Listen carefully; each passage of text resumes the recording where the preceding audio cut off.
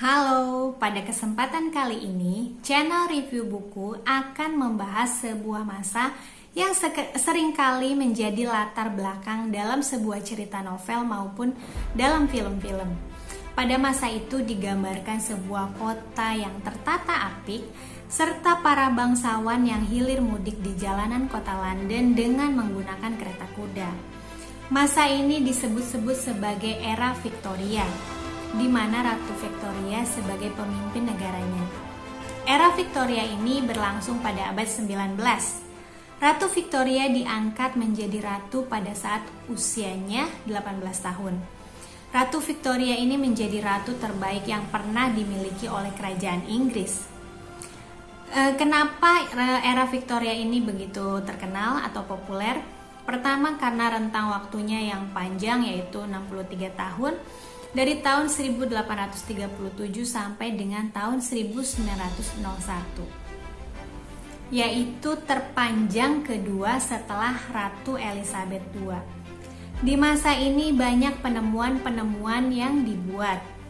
Penemuan-penemuan ini akhirnya menciptakan perubahan sosial kemasyarakatan dan juga kemajuan industri sampai dikenal dengan sebutan revolusi industri. Revolusi industri inilah yang mengubah Inggris menjadi negara maju dan modern. Di Inggris muncul pusat-pusat industri seperti Manchester, Liverpool, dan Birmingham, yang menempati urutan keempat, ketiga, dan kedua setelah London. Berkat peralatan komunikasi yang modern, cepat, dan murah, produksi lokal berubah menjadi produksi internasional. Pelayaran dan perdagangan internasional makin berkembang dengan pesat. Dan pada tahun 1850-an memiliki jaringan kereta api. Tapi seperti halnya revolusi yang lain, revolusi industri juga membawa akibat yang lebih luas dalam bidang ekonomi, sosial, dan politik, baik di negeri Inggris sendiri maupun di negara-negara lain. Apa saja akibat yang ditimbulkan? Pertama, revolusi industri meningkatkan usaha industri dan pabrik secara besar-besaran dengan proses mekanisasi. Dengan demikian, dalam waktu singkat dapat menghasilkan barang-barang yang melimpah. Produksi barang berlipat ganda sehingga pembuatan barang menjadi cepat, mudah, serta dalam jumlah yang banyak. Akibatnya, harga menjadi lebih murah. Sebenarnya kedengarannya bagus ya. Tapi saat harga barang-barang menjadi murah, perusahaan tradisional pun terancam gulung tikar karena tidak mampu bersaing dengan pabrik-pabrik ini. Yang kedua, berkembangnya industrialisasi telah memunculkan kota-kota dan pusat-pusat keramaian yang baru. Karena kota dengan kegiatan industrinya menjanjikan kehidupan yang lebih layak, maka banyak petani dari desa pergi ke kota untuk mendapatkan pekerjaan. Akibatnya banyak orang meninggalkan usaha pertaniannya sehingga lahan-lahan pertanian banyak yang terbengkalai. Karena banyak orang yang pindah ke kota-kota baru ini, maka kondisi kota pun jadi sangat buruk dengan tumpukan sampah dan saluran got yang memperparah kesan kumuh. Keluarga yang tinggal di kota-kota ini akhirnya share atau berbagi rumah dengan keluarga yang lain. Jadi dalam satu kamar itu bisa diisi oleh sekitar 10-12 orang anggota keluarga dan tanpa kamar mandi di dalamnya. Kalaupun ada, yaitu toilet umum yang pemakaiannya harus share untuk beberapa rumah. Letaknya tentu saja berada di luar. Nah, airnya ini harus pompa dulu pakai pompa air yang tradisional. Buat teman-teman generasi sekarang yang nggak tahu kayak gimana bentuknya, nih kayak gini ya. Udah gitu airnya ini sudah tercemar karena sanitasi yang buruk tadi. Banyak orang yang tinggal di rumah dalam gang-gang kecil, mereka itu membuang sampah mereka ke jalanan. Ya nggak salah juga sih sebenarnya karena belum ada sistem pengumpulan sampah. Ditambah lagi saluran air gotnya terbuka yang di atasnya itu semua jenis sampah dan kotoran. Oleh karenanya jalanan kota-kota di Inggris sangat berantakan dengan got dan tumpukan sampah. Kebayang gak kalau sewaktu-waktu turun hujan maka sampah-sampah ini meluap sepanjang jalan? Karena saking kumuhnya, pada tahun 1832 sekitar 31.000 orang meninggal karena kolera. Karena kota-kota ini tumbuh dengan begitu cepat, sedangkan pemerintah belum siap menghandlenya. Pada tahun 1875 baru ada perbaikan, yaitu dimulai dengan merapihkan saluran got menjadi tertutup, sehingga jalanan kota London tidak terlihat kumuh dan menjijikan lagi. Ternyata butuh puluhan tahun semenjak kota-kota ini mulai dipadati oleh para pendatang. Terus sistem pengumpulan sampah juga mulai dioperasikan. Pemerintah juga mempekerjakan petugas kebersihan yang bertugas mendatangi lingkungan setempat untuk mengecek tempat tinggal mereka. Ketiga, dampak dari revolusi industri ini adalah upah kerja murah. Akibat makin meningkatnya arus urbanisasi ke kota-kota industri, maka jumlah tenaga kerja makin melimpah. Sementara itu, pabrik-pabrik banyak yang menggunakan tenaga mesin. Karena itu, upah tenaga kerja menjadi murah.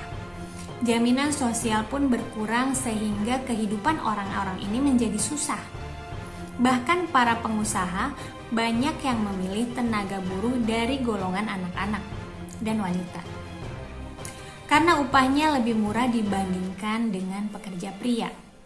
Salah satu kejahatan di era ini adalah mempekerjakan anak-anak di bawah umur dengan durasi waktu yang sangat panjang dan di tempat-tempat yang tidak sehat. Jadi kalau kita hidup di zaman itu terus kita nemuin anak-anak bekerja di jalan dan di mana-mana, ya itu nggak heran, apalagi kalau sekedar menjadi pengantar koran. Hampir semua di era Victorian ini dijalankan dengan bahan bakar batu bara. Jadi banyak batu bara yang harus ditambang. Bekerja di tambang batu bara adalah hal yang mengerikan. Tetapi banyak anak-anak bekerja di sana karena ukuran tubuhnya yang lebih pendek dari orang dewasa. Mereka bisa masuk ke ruangan kecil yang pendek tanpa harus membungkukkan badannya. Dan tentu saja, ruangan ini adanya di bawah tanah. Anak-anak yang bekerja di tambang batu bara ini harus bekerja selama kurang lebih 10-12 jam sehari. Lama-kelamaan kebanyakan mereka tumbuh dengan tulang punggung yang bengkok atau bungkuk. Keempat, munculnya golongan pengusaha dan golongan buruh. Golongan pengusaha atau bos-bosnya ini tentu saja menjadi kaya, sementara golongan buruh dibayar dengan sangat rendah. Dengan demikian, dalam masyarakat timbul golongan baru, yakni golongan pengusaha, yaitu kaum kapitalis yang hidup penuh dengan kemewahan, dan golongan buruh yang hidup dalam kemiskinan. Kelima, adanya kesenjangan antara majikan dan buruh. Dengan munculnya golongan pengusaha yang hidup mewah dengan kehidupan keluarga bangsawan yang diperlihatkan dalam film-film di masa itu, sementara terdapat golongan buruh yang hidup menderita dalam kemiskinan, maka hal itu menimbulkan kesenjangan antara pengusaha dan buruh. Kondisi yang seperti ini menimbulkan ketegangan-ketegangan yang diikuti dengan pemogokan kerja untuk menuntut perbaikan nasib. Hal ini menimbulkan kebencian terhadap sistem ekonomi kapitalis, sehingga kaum buruh condong kepada paham sosialis. Gerakan sosialis dimotivasi oleh pemikiran Thomas Marus yang menulis buku Utopia. Tokoh yang paling populer di dalam pemikiran dan penggerak paham sosialis adalah Karl Marx dengan bukunya Das Kapital. Dalam upaya memperjuangkan nasibnya, maka kaum buruh terus menggalang persatuan. Apalagi dengan makin kuatnya kedudukan kaum buruh di parlemen, mendorong dibentuknya suatu wadah perjuangan, yakni Partai Buruh. Partai ini berhaluan sosialis. Sedangkan di pihak pengusaha, menggabungkan diri mereka ke dalam partai liberal. Keenam, munculnya revolusi sosial. Pada tahun 1820-an terjadi huru-hara yang ditimbulkan oleh penduduk kota yang miskin dengan didukung oleh kaum buruh. Gerakan ini menuntut adanya perbaikan nasib rakyat dan buruh. Akibatnya pemerintah mengeluarkan undang-undang yang menjamin perbaikan nasib kaum buruh dan orang miskin. Kedelapan, munculnya imperialisme modern. Kaum pengusaha kapitalis umumnya mempunyai pengaruh yang kuat dalam pemerintahan untuk melakukan imperialisme demi kelangsungan industrialisasinya. Dengan demikian lahirlah imperialisme modern, yaitu perluasan daerah-daerah sebagai tempat pemasaran hasil industri, mencari bahan mentah, penanaman modal yang surplus, dan tempat mendapatkan tenaga buruh yang murah. Dalam hal ini, Inggrislah yang menjadi pelopornya. Jadi begitu ya teman-teman, sekilas mengenai kehidupan sosial ekonomi dan perpolitikan di era Victoria.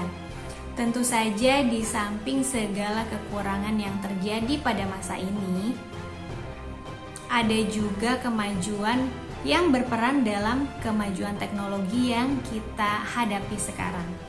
Bagaimana menurut pendapat teman-teman? Boleh banget loh berpendapat di kolom komentar di bawah ini. Terima kasih telah menonton video ini. Wassalamualaikum.